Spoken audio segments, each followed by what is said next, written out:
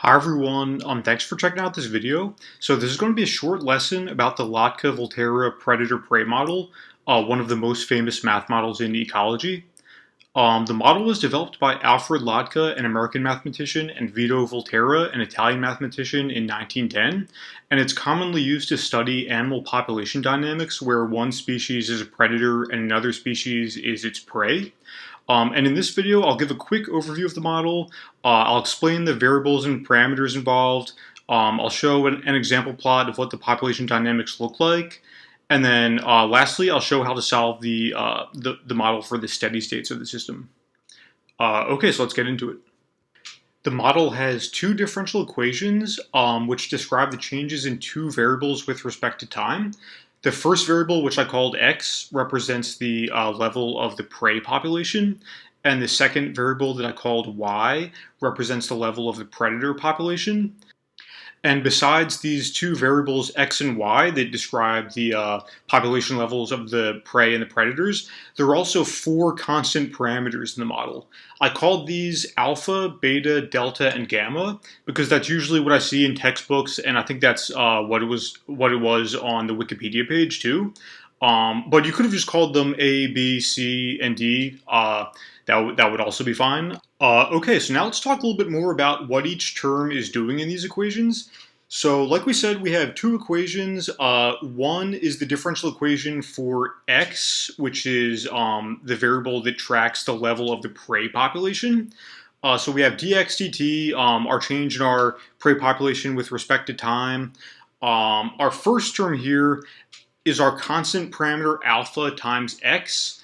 This is the growth term for the prey population. It's our constant parameter times, remember, x is the current level of the prey population at any given time point. Our next term is the death term for the prey population. This is our constant parameter beta times x times y. So it involves our constant parameter, and it also depends on the current level of the prey population.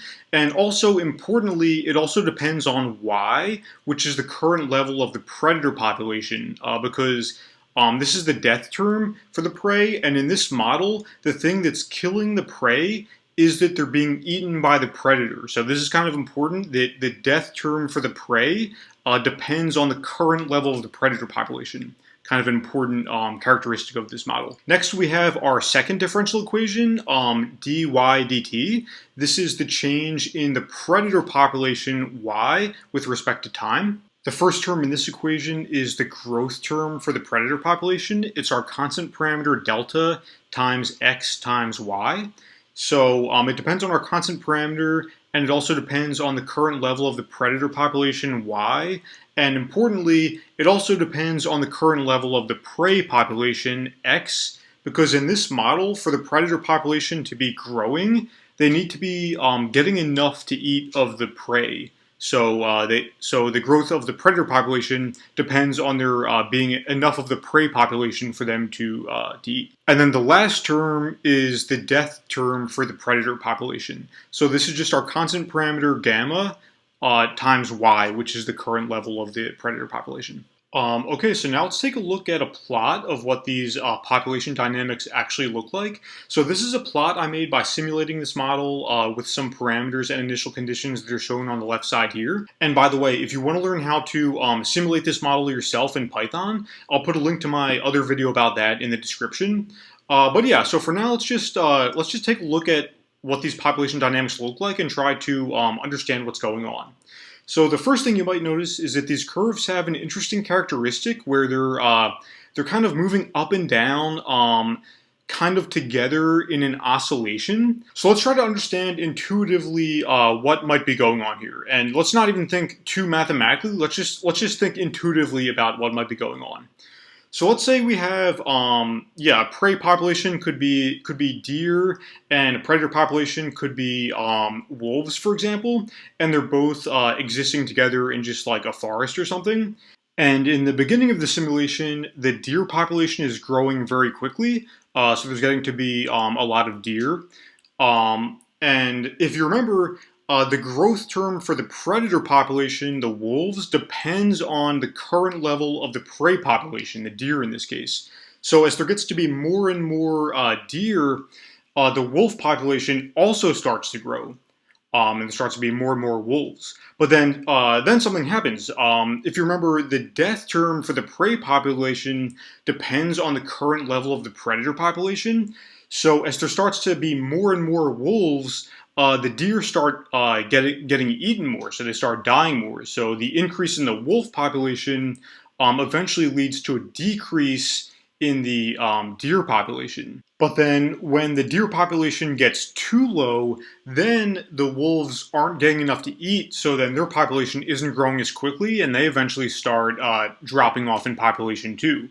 And then when the wolves aren't getting enough to eat and end up dropping off in population, then the deer population can start to grow again because they're not getting eaten as much. And basically, this can kind of move in an oscillating cycle like this. This is kind of the interesting characteristic of this model, is that the predator-prey dynamics can produce these oscillations in the population levels. All right, the last thing I'm going to show you guys for today is how to find the steady states of this system.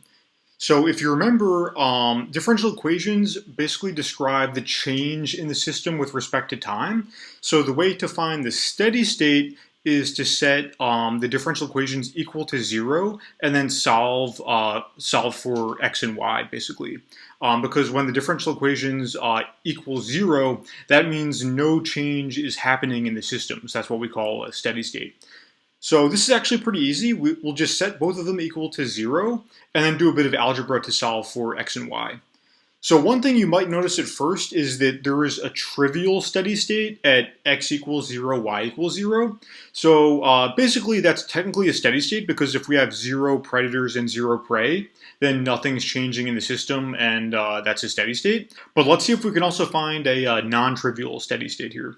So let's start on the left side here. We can do a little bit of pretty basic algebra. Just add beta xy to both sides. And then after that, we divide both sides by beta x to get y equals alpha x divided by beta x. And then the x's on the right side cancel out to get y equals alpha over beta.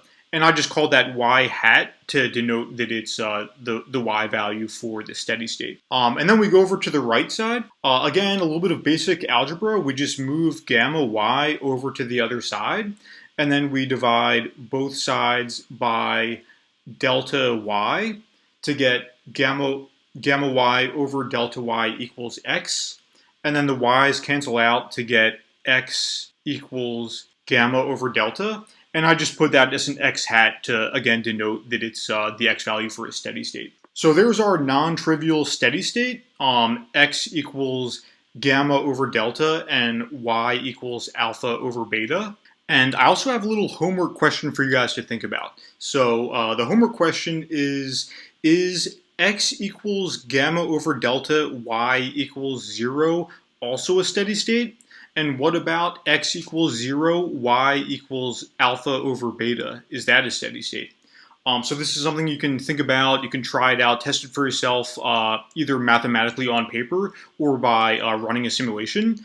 So if anyone thinks they have an answer to these, if these two are also steady states, maybe leave a comment. And if anyone needs a hint or even just wants the answer, just leave a comment. And if I have to, I'll just tell you guys the answer if I have to. But yeah, just a little homework for you guys to think about on your own.